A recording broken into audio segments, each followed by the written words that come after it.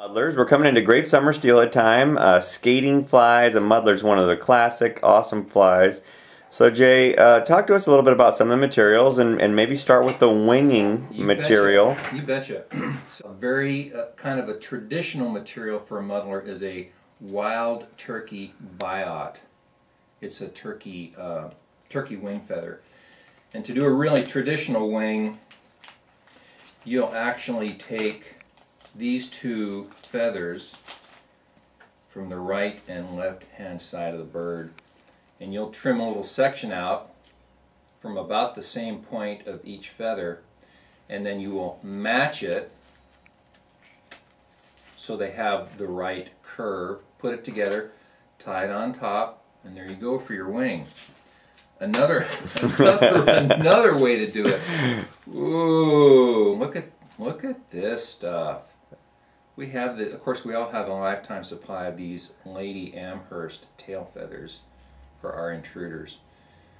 Real easy to use, different colors. Take a clump, tie that in, really simple, no matching to do. Here you go. Squirrel Tail, great stuff.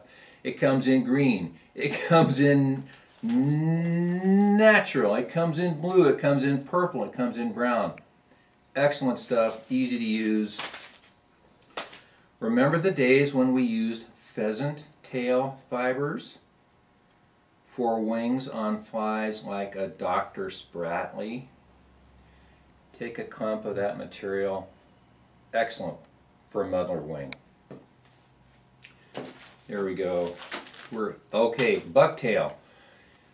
Here's something people often think about the bucktail for the white part of the tail that is actually on the underside of the tail.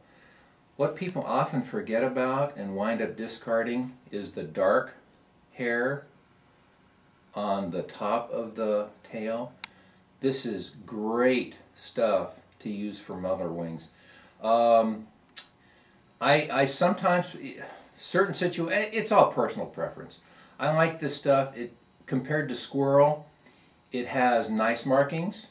You can get it in any color. Check out this.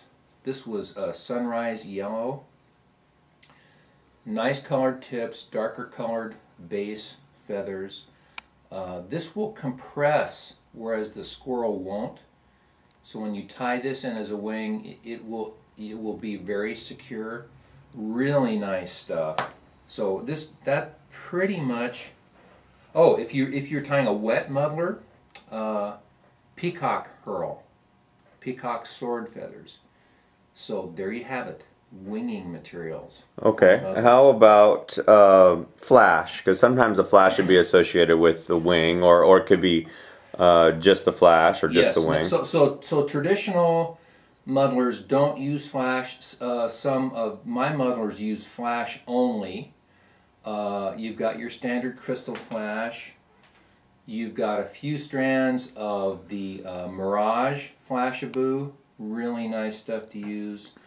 Here's one I especially like. It's blue and copper crystal flash. Really nice highlights. Copper, which is a solid color. Gold in here. These would be among my favorites for flash in the wing. There you go. How about thread? Thread's a pain on muddlers. Thread's really important now. A lot of personal preference here. Some people say, oh, you've got to use really strong thread, and they'll go to Kevlar. I've tried Kevlar. Kevlar is very nice. Buy lots of Kevlar. Stock up with Kevlar. Stock up with lots of things to cut it with, too, like blow torches and diamond crosscut saws. So I find you really don't need to go overboard with threads. I've got a lot of my spools loaded with the Lagerton. I use the 150 denier, extra strong Lagerton. I've also used the Uni-Thread in a 3/0, not the 6/0. That's plenty of strength.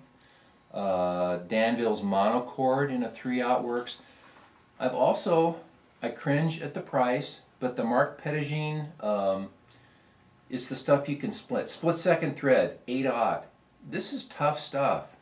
And I shy, for spinning deer hair, I shy away from a thread that lays flat, because I think it doesn't flare the hair as nicely as a thread that is rounder.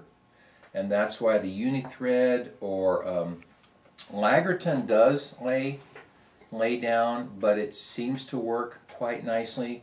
And the Petitjean, I've really kind of gone towards this for holding hair wings, because it will compress them a little bit more nicely. So there you have some threads. How about some bodies? Okay, bodies I find real simple. If I'm tying a muddler where I want a body color, for example an October caddis, the uni yarn, this is really nice stuff. It's very thin, just a little bit fuzzy, great selection of colors. I use these on my sea run flies as well. I normally, they come purples, reds, really nice Highlander green.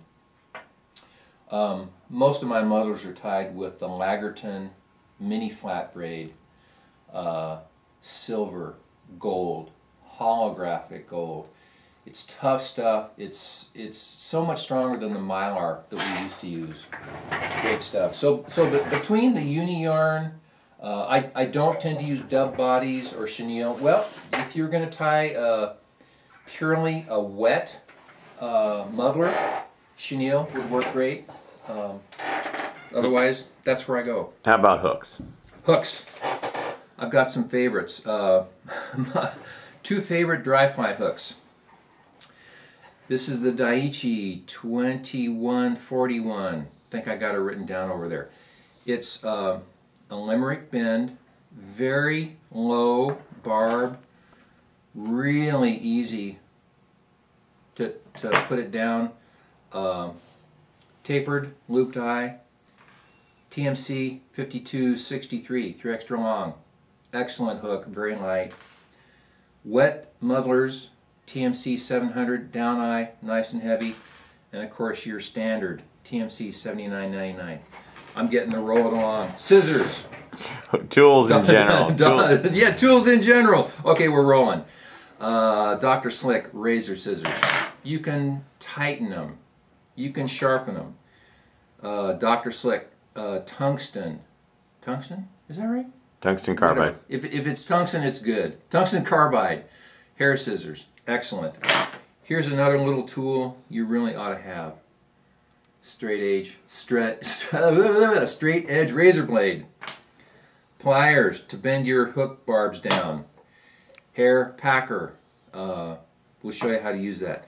And any kind of hair stacker you like to have. So, there we got it. Materials, tools for tying your muddlers.